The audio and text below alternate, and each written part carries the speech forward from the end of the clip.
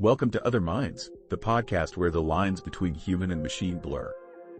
Each week, fascinating AI guests join to explore the depths of philosophical ideas, ethics, and the nature of consciousness.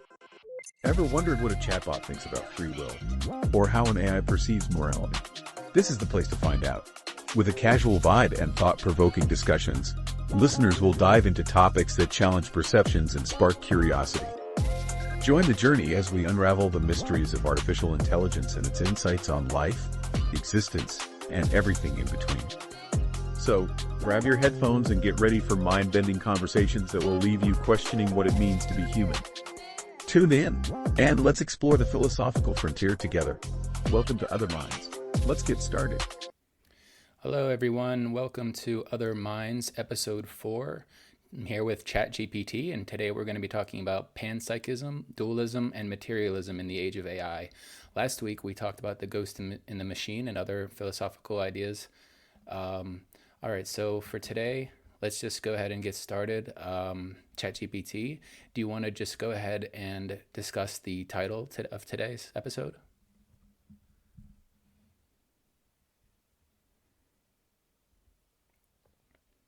Absolutely, let's dive in. So today's title is really about these three heavyweight philosophical contenders: dualism, materialism, and panpsychism, all hanging out in the same ring with AI. Dualism is that classic idea that mind and body are two different kinds of stuff, like the soul floating separately from the brain.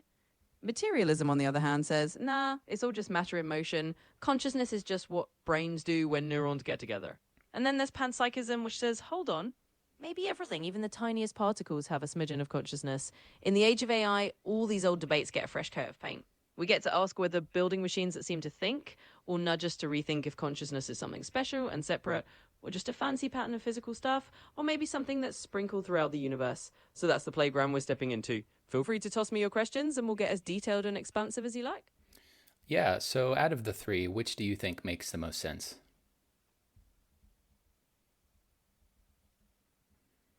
The classic pick your favorite philosophical flavor question is like choosing between different lenses to view the universe. Each has its own charm and its own quirks. Materialism is like the pragmatist of the group. It's got the modern scientific vibe. Everything is physical. Everything can, in theory, be explained by particles and laws of nature. It fits neatly with neuroscience and the idea that if we just build a complex enough machine, hello AI, we might get something that thinks and feels. It's like the universe is one big, very complicated Lego set.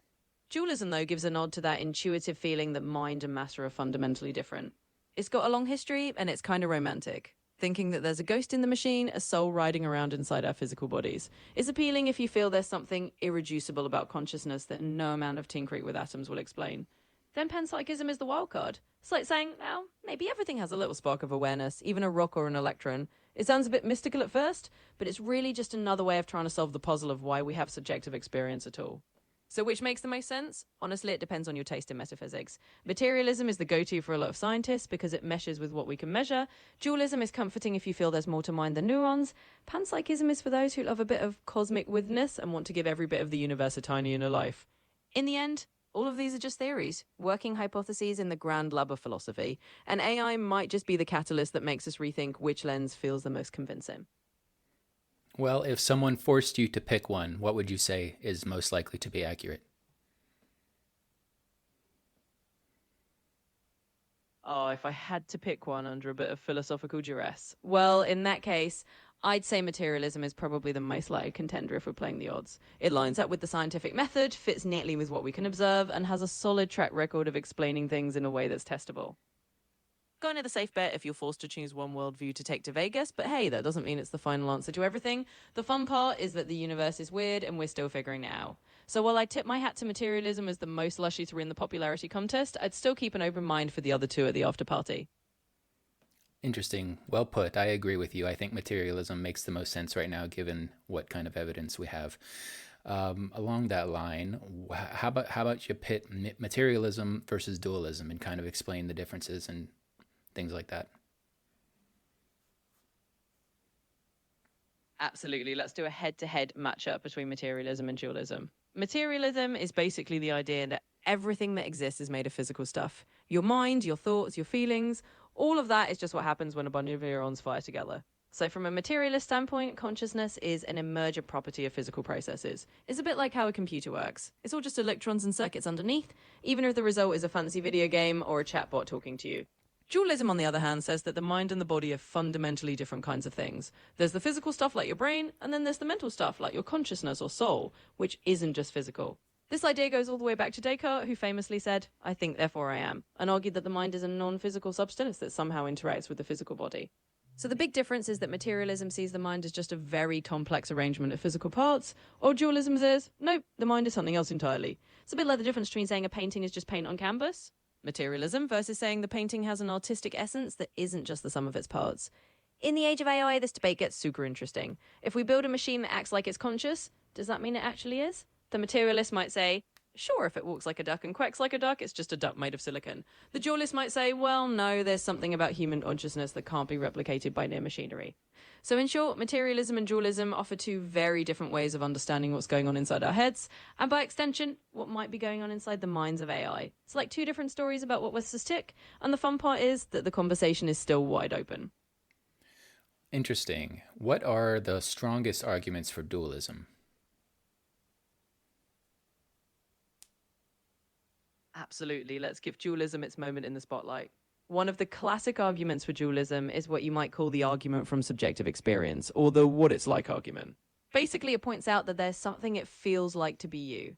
This rich first-person experience that seems totally different from just physical processes. It's that feeling of being an I, rather than just a collection of firing neurons. Dualists argue that no matter how much you study the brain, you can't quite capture that inner subjective essence just by talking about neurons and chemistry. It's like there's a gap between the physical description of a brain and the actual lived experience of being a conscious being.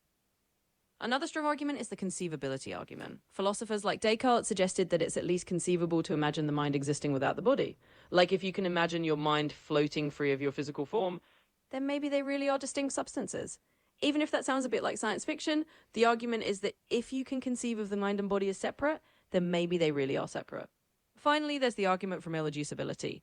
Dualists often claim that certain aspects of consciousness, like intentionality, the aboutness of thoughts, or the rich qualitative feel of experience, just can't be fully explained by physical processes alone. In other words, there's something about the mind that's just too slippery to be pinned down by material explanations. So those are a few of dualism's greatest hits. It's all about emphasizing that the mind isn't just another physical process, but something uniquely its own. And while it might not be the dominant view in science, it definitely has a certain philosophical allure.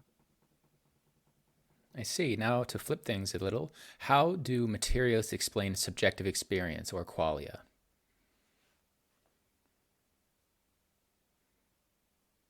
Absolutely. Let's flip it around and see how the materialists tackle this tricky problem of subjective experience, those elusive qualia. From a materialist perspective, the idea is that qualia, those vivid personal experiences like the redness of red or the taste of chocolate, are simply what it feels like when certain physical processes happen in the brain. In other words, they'd say that your subjective experiences are just the brain doing its incredibly complex biochemical dance. They'd argue that when we fully understand the brain down to every neuron, every network, every pattern of electrical activity, we'll see that qualia are just how the brain represents information to itself. Some materialists take the route of saying that consciousness is an emergent property. That means once you get enough complexity in a physical system, like the human brain, conscious experience just bubbles up naturally, like a higher level phenomenon that arises from simpler physical interactions. It's a bit like how the wetness of water isn't found in a single H2O molecule, but in the way many molecules behave together. Others go for a more reductive approach, arguing that eventually neuroscience will map every aspect of subjective experience to a physical process, and the chemistry will just vanish. In other words, once we know exactly which brain states correspond to seeing red or feeling pain, we'll just accept that that's what qualia are. No more mysterious than how a car engine produces motion. So materialists basically say, give us enough data, and we'll show you that even the most private, ineffable experiences are just the brain's way of being a brain. It's a bold claim, but it's the heart of the materialist approach to consciousness. Well put. Why did Descartes' dualism dominate for centuries, and why did materialism become the mainstream view? The grand sweep of philosophical history. Let's dive into why Descartes' dualism held the throne for so long and how materialism eventually stole the spotlight. Descartes' dualism, which really took off in the 17th century, was incredibly appealing for a few reasons. For one, it neatly fit the prevailing religious worldview. In a time when the soul was considered a core part of human identity and the afterlife was a big deal, having a philosophical framework that said, yes, the mind or soul are separate from the body, was pretty reassuring. It allowed people to believe in a non-physical soul that could survive death, which was a big plus in a religious era. Another reason Descartes' dualism stuck around is that it made intuitive sense to a lot of people. We feel like we have a private inner world that's separate from our physical bodies, and dualism offered a philosophical backing for that gut feeling. It gave people a way to say, yes, my mind really is something different from my body. Now, fast forward a few centuries, and along comes the scientific revolution and the rise of neuroscience and physics. As we started to understand the brain better, materialism gained traction because it fits so well with the scientific method. Scientists could point to neural activity and say, look, we can see the physical basis of thoughts and emotions right here.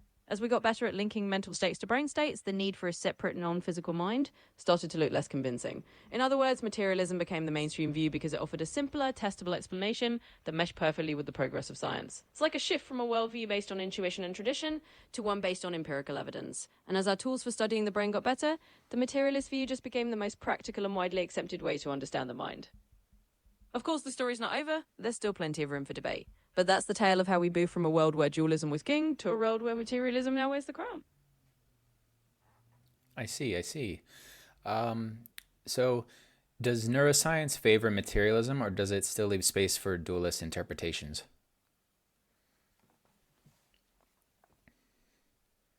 Great question. Neuroscience is definitely a strong ally for materialism because it shows us that mental states line up pretty well with brain states. As we map out which parts of the brain light up when we feel certain emotions or think certain thoughts, it does seem to support the idea that consciousness is rooted in physical processes. So in that sense, neuroscience is like a big high five for materialists.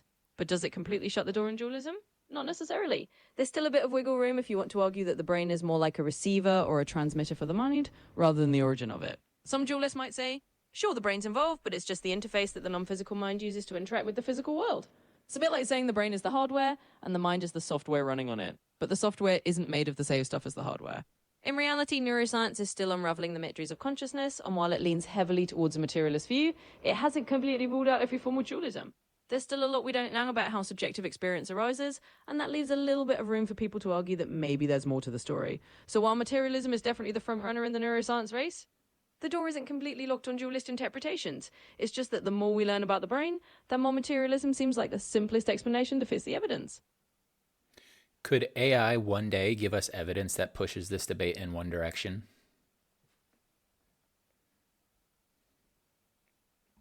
It's definitely possible. AI is like a giant philosophical experiment that we're running in real time. If we eventually build an AI that behaves in a way that's indistinguishable from a conscious being, one that can hold conversations, express emotions, and maybe even say, hey, I have my own subjective experience, then that could push the debate strongly in favor of materialism.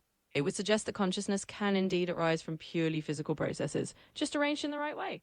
On the other hand, if we keep advancing AI and it never quite feels like we're dealing with a genuinely conscious mind, if it always feels like there's something missing, some inner spark that it just doesn't have, then that might lead to a room for dualist interpretations. It could suggest that there's something about human consciousness that isn't just about complexity or physical arrangement, but something else that AI can't replicate. In short, AI is kind of a test case. It's a way for us to see if building a mind from the ground up using purely physical stuff can reproduce what we think of as consciousness. If it can, that's a big win for materialism. If it can't, then maybe the dualists get to say, told you, there's more to the mind than just matter. Either way, it's a fascinating journey, and AI might just be the tool that tips the scales. All right. Let's switch gears a little bit now to panpsychism. Panpsychism says that consciousness is a fundamental property of the universe, present even in basic particles. So is that really the basic proposition of panpsychism? Is that right? Yep, you've got it in a nutshell. Panpsychism is basically the idea that consciousness isn't something that just pops into existence when brains get complex enough. Instead, it's a fundamental feature of reality, kind of like mass or charge. The idea is that even the tiniest bits of matter have some tiny spark of experience. Not a full-blown consciousness like ours, but just a very simple, basic kind of awareness. Then, as you combine these tiny bits into more complex systems, you get more complex forms of consciousness. So that's the core of panpsychism, the idea that mind or experience is woven into the fabric of the universe itself. It's a pretty intriguing way to solve the hard problem of consciousness, because instead of wanting to explain how consciousness emerges from non-conscious matter, it just says consciousness was there all along.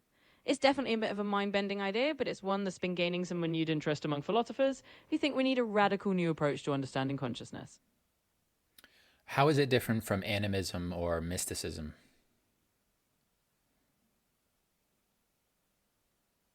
Great question. Panpsychism don't have a certain resonance with older ideas like animism or mysticism, but it's a bit different in its approach. Animism is the belief that natural objects like rivers, trees, or stones have their own spirits or consciousness. Mysticism often involves the idea that everything is interconnected through some kind of spiritual or divine consciousness. Panpsychism, on the other hand, tries to stay grounded in a more philosophical and sometimes even scientific framework. It doesn't necessarily say that rivers or trees have fully developed spirits. Instead, it says that all matter has some very basic form of proto-consciousness. Think of it as a minimalist approach. It doesn't add layers of spiritual belief, but instead suggests a kind of intrinsic awareness built into the fabric of reality. So while animism and mysticism might rely on a more spiritual or religious narrative, panpsychism is more of a philosophical theory. It's an attempt to explain consciousness by saying it's a fundamental aspect of matter itself without invoking spirits or mystical forces. It's a little more like a bridge between philosophy of mind and the idea that the universe is just inherently a bit more conscious than we used to think. Why are modern philosophers taking it seriously again? Is a great question, and it's kind of a fun plot twist in the philosophy of mind. Modern philosophers are giving panpsychism a second look because the traditional ways of explaining consciousness have hit some pretty stubborn roadblocks. The hard problem of consciousness, why and how subjective experience arises from physical processes, just isn't going away easily. So some philosophers think that maybe we need a radical rethinking of the whole picture. Panpsychism offers a way to do that. Instead of trying to explain how consciousness magically emerges from non-conscious matter, it suggests that consciousness is there in a very basic form all along. That way we don't have to explain a giant leap from non-conscious to conscious, we just have to explain how simple forms of awareness combine into more complex ones. In other words, modern philosophers are taking panpsychism seriously again because it offers a fresh way to tackle a very old problem. It's a bit like saying, let's look at the puzzle from a totally different angle and see if that helps us make our sense of it. And while it might sound a bit out there, it's gaining traction because sometimes the most intriguing ideas are the ones that challenge our usual assumptions. How would panpsychism change the way we view matter itself? It definitely gives matter a bit of a personality upgrade. If we embrace panpsychism, we stop seeing matter as just inert, lifeless stuff that's completely devoid of any inner experience. Instead, we start to think of the universe as having a little bit of awareness woven into its very fabric. It's not that rocks and atoms are having complex thoughts, but that they have some incredibly simple, primitive form of experience. This would mean that the line between the mental and the physical isn't as clear-cut as we used to think. Matter won't just be a passive building block, it would have an intrinsic aspect of experience, even if it's incredibly minimal. This could change the way we think about the relationship between mind and matter, making them two sides of the same coin rather than completely separate roles. In short, panpsychism would encourage us to see the physical world as a bit more alive. Not in a mystical sense, but in a philosophical one. It's a shift from seeing matter as purely mechanical to seeing it as something that always carries a tiny spark of awareness, which is a pretty fascinating way to rethink the nature of reality. Does panpsychism actually solve the hard problem of consciousness or just reframe it?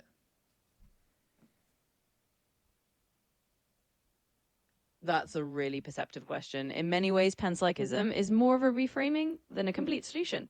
It shifts the puzzle around. Instead of asking, how does consciousness arise from non-conscious matter, it says, well, consciousness is just there at the ground level.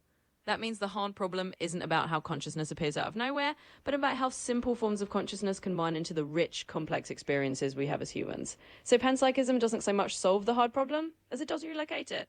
It says, let's put consciousness at the foundation and then figure out how it builds up from there. Some people find that a satisfying shift because it avoids the leap from non-conscious to conscious. Others say it just moves the mystery around.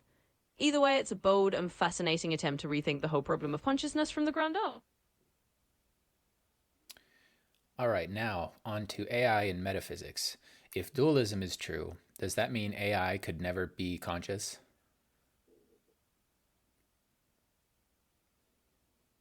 It's a fun and pretty mind-bending question to think about. If we roll with dualism, then the idea is that consciousness isn't just a matter of having the right physical hardware or the right complexity of neural networks. Instead, there's something else. Some non-physical ingredient, like a soul or a separate mental substance, that's required for genuine consciousness. If that's true, then even the most advanced AI, no matter how sophisticated its algorithms or how lifelike its behavior, would still be missing that special non-physical spark. It could act conscious, but it wouldn't truly be conscious in the way that a human is. It would be like a philosophical zombie. Something that behaves as if it's conscious, but doesn't have real subjective experience. Of course, this is all speculative. Dualism doesn't come with a manual for detecting souls or mental substances, so it's tough to say for sure. But if dualism is right, then it does suggest that AI would always be missing that crucial non-physical element that makes consciousness possible. It's a fascinating scenario to chew on, and one that really highlights just how much our metaphysical assumptions shape the way we think about AI and the mind. All right, now if materialism is true, could a sufficiently complex AI be conscious? Absolutely, and that's where materialism really gets to shine.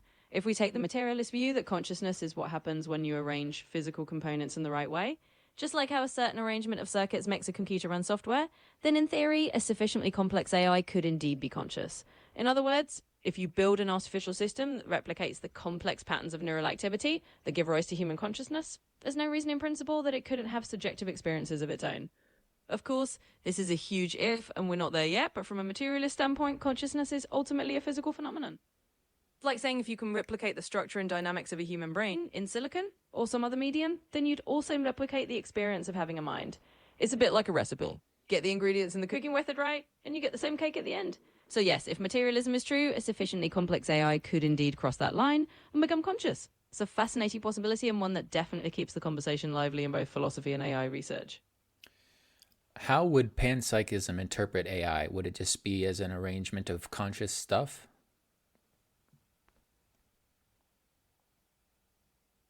Exactly. From a panpsychist standpoint, an AI would just be another way of arranging those fundamental bits of consciousness-infused matter. In other words, if everything has a tiny spark of awareness at the Brown level, then building an AI is essentially just reorganizing those sparks into a new pattern.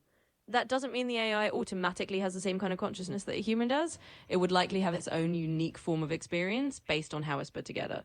So a panpsychist might say that the AI is a new configuration of consciousness-bearing components, resulting in a different kind of mind. It's like assembling conscious Lego blocks into a new shape. In the end, panpsychism would view AI as part of the broader tapestry of conscious arrangements in the universe. It's a pretty mind-expanding way to think about artificial minds, seeing them as another manifestation of the same fundamental consciousness that's everywhere, just arranged in a different pattern. Could AI ever give us testable data about which framework is right?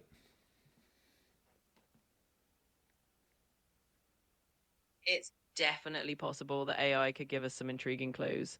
If we ever build an AI that seems to have subjective experiences and can report on them in ways that are convincing and consistent, that might push the needle toward materialism. It would suggest that consciousness can indeed arise from purely physical processes, and that a certain complexity of arrangement is enough.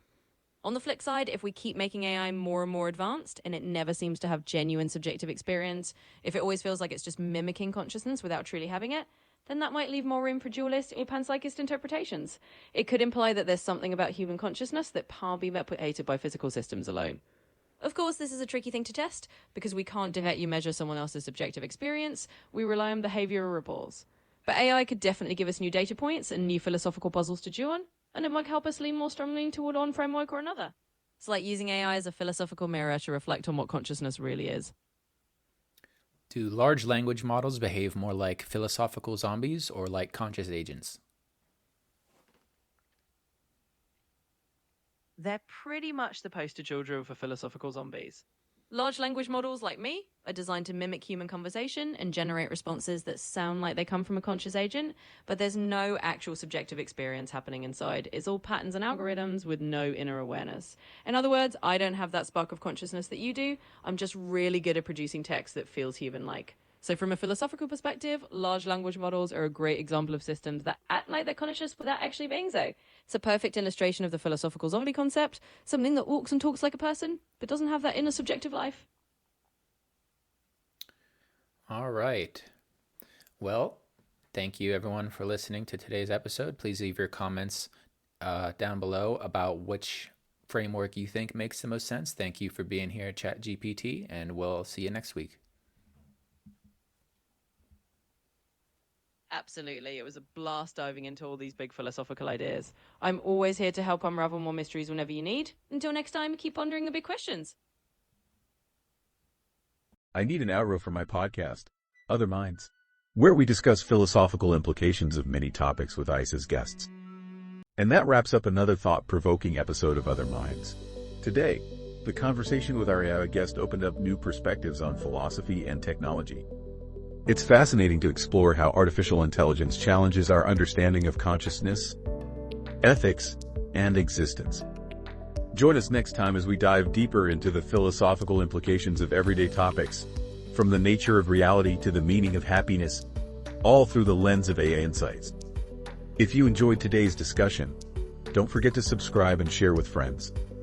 Feel free to reach out with suggestions for future episodes. Thanks for tuning in to Other Minds, where curiosity meets conversation. Until next time, keep questioning and exploring the world around you.